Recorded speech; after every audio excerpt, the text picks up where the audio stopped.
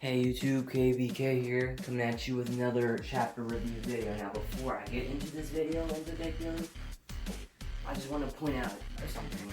So I picked up volume 90 about a couple months ago, and 91 releases in August. I just like how they transitioned from the title, so instead of New World One Piece, we have Wano One Piece. So I just wanted to point that out. The title of the chapter 950 is titled The Soldier's Dream. Now the cover story is Captain Beige and the Beige family. They're on the Cupcake Tarte and they're trying to find Lola. And Captain Beige, or Bone Beige, is trying to find another castle to build because all the things that happened on Whole Cake Island, with Big Mom and everything. And the cover story is under issue number 35. We have Luffy in a kimono and his samurai sword at his disposal. And then we have Lucci, Sabo, Hancock, and all of them in that issue. It makes me wonder if we're going to cut back to Reverie at one point, or we're going to come to Wano, but I'm really excited to see where the future of Wano goes. Let's get into this chapter. So we begin at the Udon prison, alright? Now after Luffy got infected with the mummy virus, they're off to the side doing their own thing, But Luffy asked Kid to join his alliance. Kid declined because he saw what happened to Killer. Killer, his Nakama, got injured. And Kid at that point declared he was done with partnership. He just wanted to walk our own path. So he gathered Killer, made a new mech arm with his fruit. He's like, come on Killer, we're gonna walk our own path. They might leave Wano for all we know. They might not join the alliance. So that's what happened with Kid and Killer. Now we cut over to other part of the prisoner mines. All the prisoners are not convinced that Luffy's going to save this country because Luffy is just like a pirate, just like Kaido. They're thinking like this outsider is coming to this country. It could be just worse than Kaido. We don't know if we can trust the guy.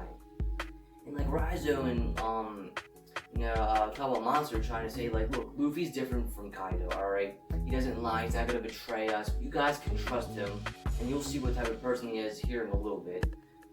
Anyway, and they also can't believe at the fact of time traveling because Raizo looks like the same guy like he did 20 years ago. Like one of the prisoners pointed that out. Raizo's like, is that an insult? So now we cut over to Luffy and Tama, Momosuke, and Chopper. Chopper's really mad at Luffy. Chopper's like, why do you keep doing this stupid crap? You acted like the disease didn't affect you, but it's clearly affecting you. He's on the ground dying, by the way. Like, why don't you ever think for yourself, Luffy? Why don't you ever think about the consequences? As Chopper, look at the textbook, mixing chemicals. Luffy's like, I'm sorry, can you please heal me? And, Tom is over at the side, he's like, oh, Luffy, I'm glad you're okay. And Momosuke's like, do you not clearly see that he's dying? His skin is coming off his body. And then, Momosuke's like, man, Luffy may be idiot, but he's also brave. I couldn't do half the stuff that he does, or do something that he just did. Luffy's like, man, you're such a coward. And Momosuke goes after him, and Tama puts him in a full Nelson trying to hold him back. And what Luffy was trying to say is the prisoners need you. They need to see you to have a dream to fight for.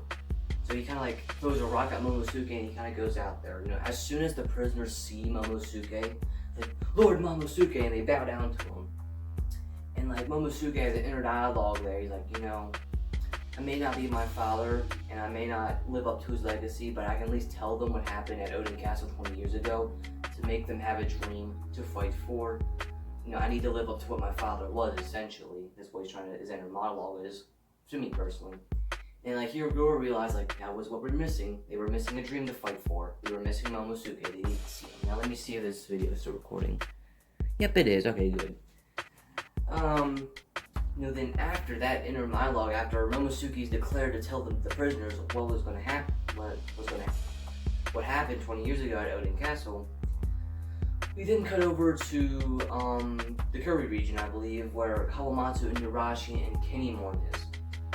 Shuden showed them a mass grave art of dead samurai that went to Onigashima due to Kaido and Orochi's reign. They were tired of it. We have this intermission, 10-year intermission, after the it's 10 years after Lady Toki sent Kinemon, Momosuke, all of them into 20 years into the future. This is the middle of it. Shuden was trying to tell his men not to go to Onigashima. We need to wait for for the samurai or the rest of the scabbards to come in 10 years. But his men did not want to wait anymore. Kaido and Orochi took everything away from this country, everything they had. The water is poisoned, the food is scarce. There's no food. They wanted to go to Onigashima and die as samurai. Shudamara begged, he pleaded not for them to go. And then one of his men pointed out, there was a saying that we said as kids, snatch. And then we get another flashback on top of a flashback about a cliff, and they used to jump off of it. They always say snatch, throw away the wits, throw away thoughts, throw away the name. Not literally, it just means clear your mind of any thoughts and just do it. So as they all boarded their ships, they went to Onigashima or sailed there, they said snatch one more time. And then we have this last panel of Shudamara just like crying, begging, please come back. It's heart tear jerking, like just to see Shudamara in that state. And then we cut over to the present day, Then after Shudamara tells them that, he pulls out his sword and rallies his men. Men, 8 days at the fire festival on Onigashima, we will raid as the Kozuki clan will reign once more. Now, he really didn't say that, but he'll fall under the Kozuki, the name of Kozuki, and all the men are yes, we will avenge Yasui's death. So they're all rallied up, and Shudamara's Kinemon, we're 20 years older, 20 years stronger than you are. We used to be the same age, but now we're older. And he grabs Iniraj, and they all started making fun of Kinemon. And Kinemon's like, you guys are all geezers, you know that? And let me make sure this video is still recording. Yes, it is. Thank you. Alright. So, after that, we cut over to the Hakumai region, where Zoro and Komurasaki or Hiyori is. After cutting up some ninja of the Oniwaban under Orochi, they're at the Emma shrine. Emma's the goddess of hell in the Buddhist religion. Zoro's like, man, I really want to get back to Zushui from that monk.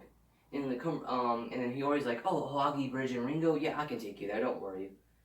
And then, Zoro's like, man, I really want to avenge Toniyasu. I'm gonna kill that Orochi. And Komurasaki's like, yeah, me too. She's crying because she knows what happened to Yasui, and she's worried about Otoko too. Zoro already tells her that, she's fine with his friends, well, at least physically, not mentally. She just saw her dad die, so. Then with that's that. Then I believe we finally cut over to the final part of Wano, the flower capital. Law has been captured by Hawkins and Drake. I love how Hawkins has this sinister look. He's like, we're going to begin torturing. You're going to tell us everything you know, Law. And Law's just sitting there, no handcuffs, just smiling. He's like I'm going to tell you anything type of smile. And then that basically wraps up the chapter. Let me know what you thought of the video. If you liked it, hit the like button. If you disliked it, hit the dislike button. That subscribe button for more content like this. And hit that great bell to be notified when I make a new video. I am signing out.